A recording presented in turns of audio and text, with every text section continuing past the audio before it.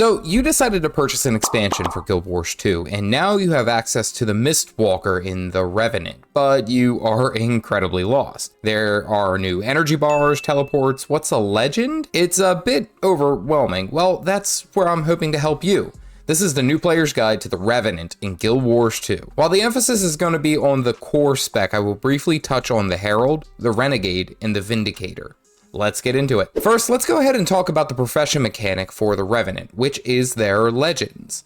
This also plays into their skills, but I will cover that in a minute. The Revenant uses an energy bar to fuel their skills and weapon abilities. This regenerates quickly as skills are used. Some skills, however, have upkeep costs that either slow the energy gain or slowly degenerate it. When you swap legends, the Revenant gains energy ready to use new skills with the new channeled hero. To play the Revenant effectively, energy management is critical, as mismanagement will leave you starved for energy and defenseless. Pairing with the energy, the other unique aspect of their gameplay are these, in fact, legends. The Revenant has access to 4 legends that they can mix and match, only ever having 2 of them active at any given time.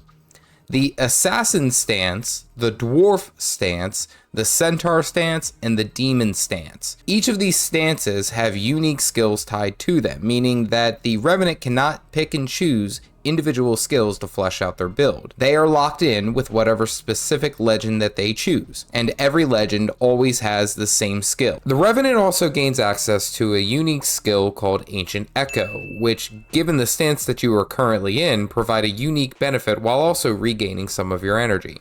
For the Assassin stance, your next 2 attacks are unblockable. For the Centaur stance, you gain regeneration. For the Dwarf stance, you gain Right of the Great Dwarf, which reduces incoming damage by 50%. And lastly, the Demon stance, which grants you resistance for a time. Given that, each of these legends have a unique playstyle and certain combat advantages. The Assassin stance has an emphasis on fast melee combat, shadow stepping, and even some great crowd control. Counter to that, the Dwarf stance embodies stoicism, offering fantastic defenses and durability. The Demon stance focuses more on malice and dealing condition damage, while being able to pulse negative effects to nearby foes. Lastly, the Centaur stance focuses heavily on healing and supporting, and even a bit of crowd control. Given the rigid constraints of your legend, mastering the skill usage should be a bit easier than if you could customize your build. Also, please note that the Revenant does not have access to any other racial skills like the other professions may have. The Traitlines of the Revenant focus on improving various legendary stances, as well as improving the legend swap in general.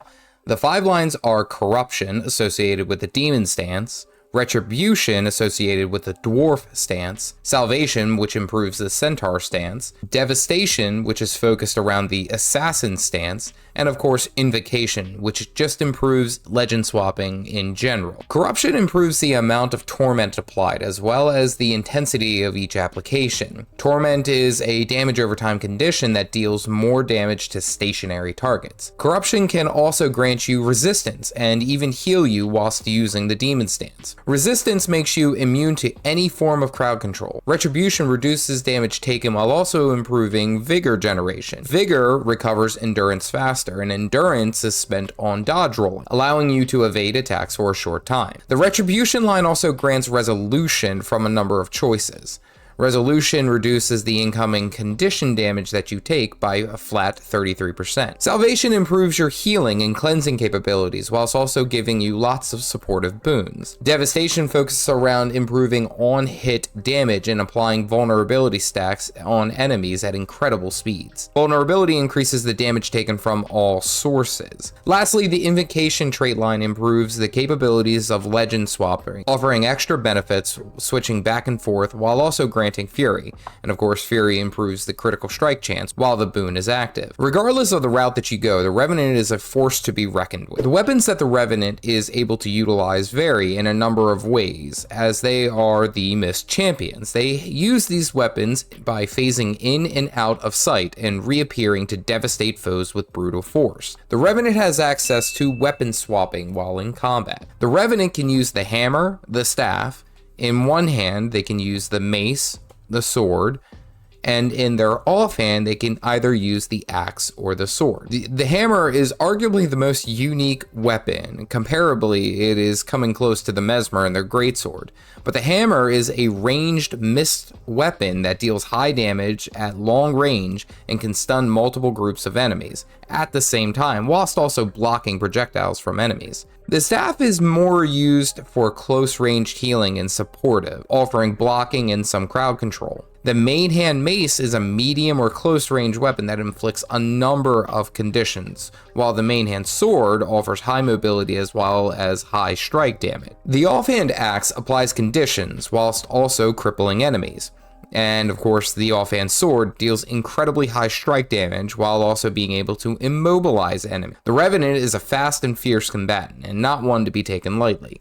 The playstyle of the Revenant is a fast-moving and furious mist attacker that obliterates enemies in a blink of an eye. Because of the 2 legend skill sets, the Revenant, in a sense, has access to 6 utility skills, 2 heal skills, and 2 elite skills. Most of what makes the Revenant unique is utilizing the skills in their furious combat to overwhelm enemies and crush them with mist force. Each of the skill sets usually comes with some form of crowd control, either a stun break or perhaps even both, allowing the Revenant to be an incredibly versatile combatant. The skills can be utilized immediately upon entering that specific legend, so fast hands, given the situation, could mean the difference between getting the kill and going into downstate. Remembering each of the skill sets in each of the legend stances plays key, as you can also swap weapons with the Revenant, meaning you have 2 sets of weapon skills as well as 2 sets of utility skills. Generally, the quick strikes or devastating conditions are more than enemies can handle, but remember, most of these skills are tied to that energy cost, meaning that spamming all of your abilities is not always the best for you. Be patient. Utilize skills as you need for great success. So when leveling your Revenant, you have to understand that energy management is king when it comes to playing it effectively. As I've mentioned a number of times, this is probably the key, most important aspect that you can learn when picking up the Revenant. Second, do not linger forever in a single legend.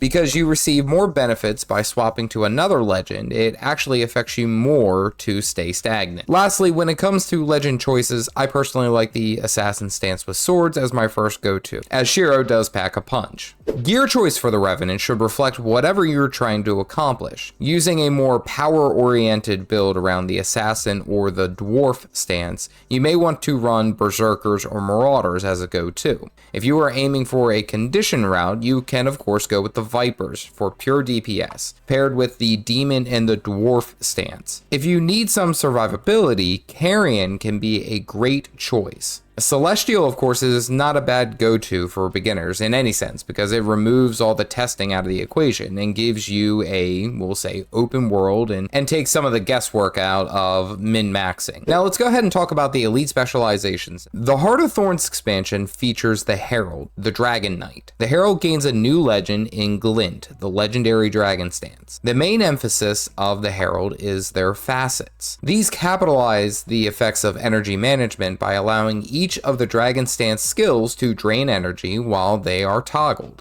If the Herald activates the ability again, it triggers a stronger effect, removing the energy drain and putting that skill on cooldown. Because of the nature of this effect, the Dragon Knight must keep some skills draining whilst using others for their effects. Most of these facets pulse boons for the Herald, but typically their active effects affect foes in devastating ways. The trait line of the Herald improves a number of ally benefit choices, but can do well in solo settings.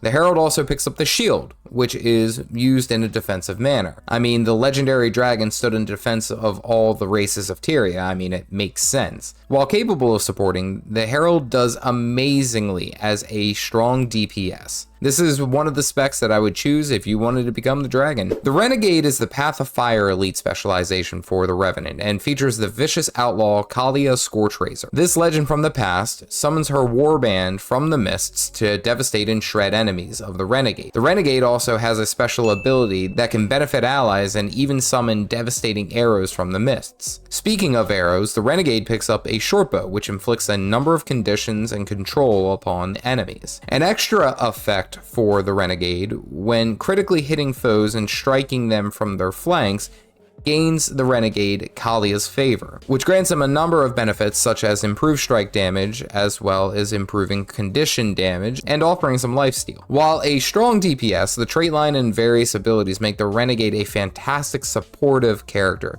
being able to provide some amazing buffs, specifically Alacrity, which reduces the cooldown of all active abilities while that boon is on. In the meantime, while supporting that boon, the Renegade can melt enemies with their various conditions. The Renegade is always accepted in any team. Lastly, the Vindicator is the End of Dragon's elite specialization for the Revenant. It is unique because it channels the legendary alliance between the Kurzik and Luxan leaders who joined forces to take down Shiro the Betrayer. The legend actually offers two separate skill sets. Whereas the Luxan focuses on damage and the personal effect, the Kurzik focuses on healing and group support. The Vindicator's dodge roll also becomes a massive leap, sending the Vindicator high into the air briefly before rocketing down, dealing damage to enemies and healing allies if picked into it. The Vindicator also picks up the Great Sword to rip apart enemies with devastating force mists and brutal swings, while the trait lines can be chosen in a number of different ways to fit the different roles. What's that up in the sky? It's a bird, it's a plane, it's a meteor, it's the Vindicator? The Revenant is without a doubt one of the most unique classes in Guild Wars 2, and even more so in any MMO anywhere. Can you handle the mist energy? If you are interested in learning more about the Master of the Illusions, click on this video here. Stay caffeinated, folks.